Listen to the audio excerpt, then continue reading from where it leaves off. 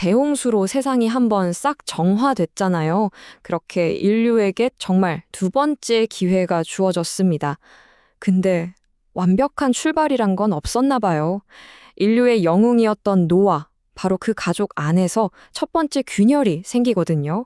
그리고 그 선택 하나가 어떻게 미래 세대의 운명까지 갈라놓게 됐는지 지금부터 저랑 같이 한번 파헤쳐 보시죠. 정말 모든 게 리셋된 세상. 우리 모두가 한 번쯤 꿈꿔보는 그런 완벽한 새 출발의 기회였죠. 그런데 말이에요. 인간이라는 존재가 과연 이 깨끗한 도화지 위에서 과거의 실수를 반복하지 않을 수 있었을까요? 그 첫 번째 시험은요. 정말 아주 예상치 못한 곳에서 시작됩니다. 네, 그래서 오늘 우리가 이 이야기의 흐름을 한번 쭉 따라가 볼 텐데요. 먼저 새로운 세상에 닥친 첫 위기가 뭐였는지, 그리고 아버지의 허물 앞에서 아들들이 어떤 선택을 했는지를 살펴볼 거고요. 이 선택이 또 어떻게 저주와 축복으로 나뉘었는지, 그 안에 담긴 더 깊은 의미는 뭔지, 그리고 마지막으로 이 모든 이야기가 오늘 우리에게 어떤 교훈을 주는지까지 짚어보겠습니다. 자, 그럼 첫 번째 이야기부터 시작해 보겠습니다. 사람들은 홍수가 모든 죄를 싹 씻어냈다고 생각했겠죠. 그런데 가장 예상치 못한 곳에서 바로 인류를 구원했던 그 영웅 노아에게서 인간의 약점이 다시 고개를 들기 시작합니다. 노아가 포도원을 가꾸기 시작했다는 거, 이게 그냥 단순한 농사일이 아니었어요. 한번 생각해 보세요.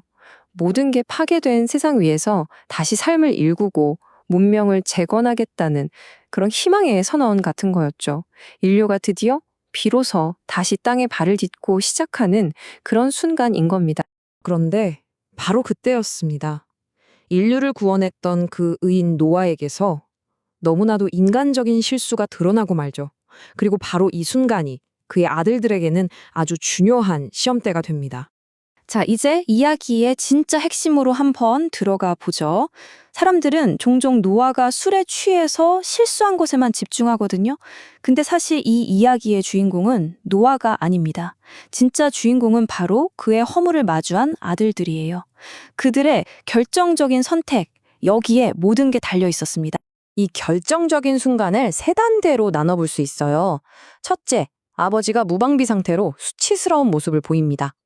둘째, 아들 중 하나인 햄이 이걸 보고는요, 밖으로 나가서 형제들한테 다 떠벌리고 다니죠. 바로 여기서 운명이 갈리는 거예요. 나머지 두 아들, 셈과 야벳은 아버지의 명예를 지키기 위해서 완전히 정반대의 행동을 선택합니다. 보세요. 이 반응이 정말 극명하게 갈리죠. 함은 아버지의 약점을 그냥 가십거리로 만들어버렸어요. 하지만 셈과 야벳은 달랐습니다. 그들은 일부러 아버지의 실수를 보지 않으려고 애쓰면서 아버지의 존엄성을 지키는 걸 최우선으로 생각했죠. 이건 그냥 행동이 좀 달랐다, 이 정도 수준이 아니에요. 존중과 경멸이라는 근본적인 태도의 차이였던 겁니다. 자, 그럼 이 아들들의 선택이 과연 어떤 결과를 가져왔을까요? 이 한순간의 행동이 어떻게 그 후손들, 미래 세대의 운명까지 결정짓게 되는지 한번 살펴보겠습니다. 술에서 깬 노아가 저주와 축복을 선포합니다. 이 말의 무게가 좀 느껴지시나요? 이게 그냥 화가 난 아버지가 하는 푸념이 아니었어요. 이건 각 아들의 행동에 대한 신적인 평가였고, 앞으로 펼쳐질 그들 후손의 역사를 결정짓는 일종의 예언이었던 거죠.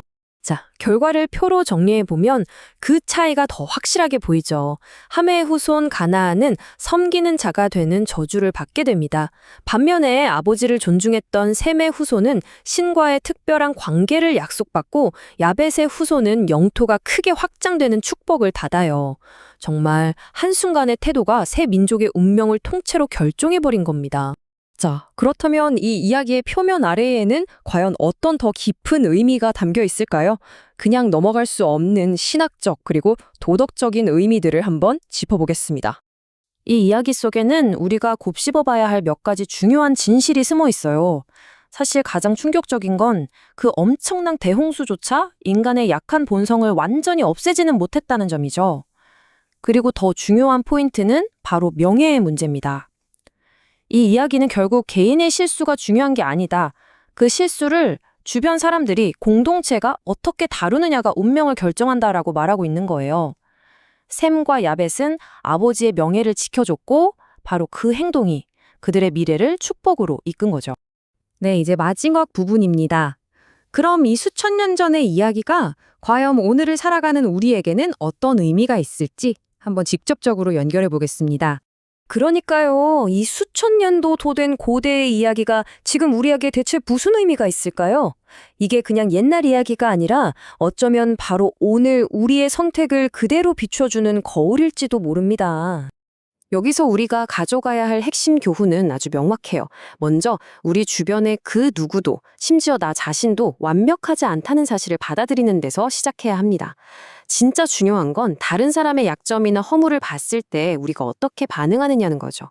특히 요즘 같은 SNS 시대에는 너무나 쉽게 다른 사람의 실수를 폭로하고 조롱하잖아요. 하지만 이 이야기는 덮어주는 것, 다시 말해 상대방의 존엄성을 지켜주는 것이 얼마나 성숙하고 중요한 선택인지를 우리에게 똑똑히 보여줍니다.